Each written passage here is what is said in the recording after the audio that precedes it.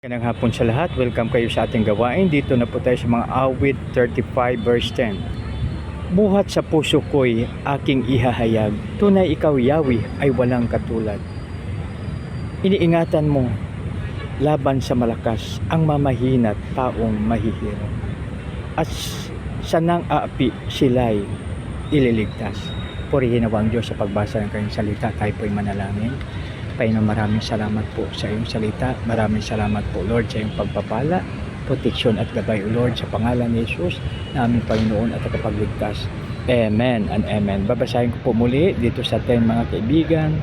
Buhat sa puso ko'y aking ihahayag.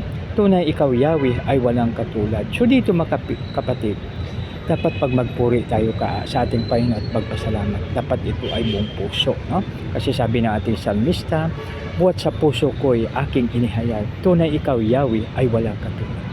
Siyempre, walang katulad ang ating Panginoon dahil siya ay most powerful, no? Napakapangyarihan, walang imposible sa Kanya.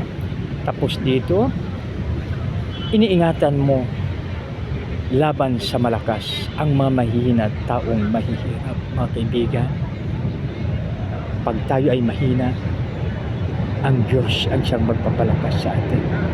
Pag tayo ay inaapi, ang ating Panginoon ang siyang iingat sa atin. Siya ang tutulong sa atin. Kaya no need to worry, no need to have problem.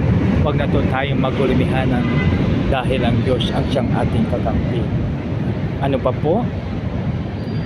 Sa nang aapi sila'y ililigtas na. Kung may nag-aapi man sa atin, huwag tayong mag-worry, huwag tayong lalaban, huwag tayo kung ano pa man ang ating gagawin dahil ang Diyos ang ating kakampi. Alalahanin po natin, God is watching us from a distance, no? Ibig sabihin niya na walang makalusot sa kanyang paningin dahil palagi siyang nakatuon sa bawat isa sa atin.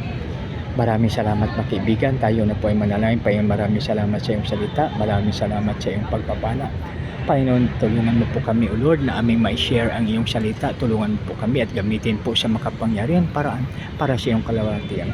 Sa iyo lamang ang purihang kalawatian, O Lord, sa pangalan ni Jesus namin Panginoon, tagapagligtas. Amen and amen.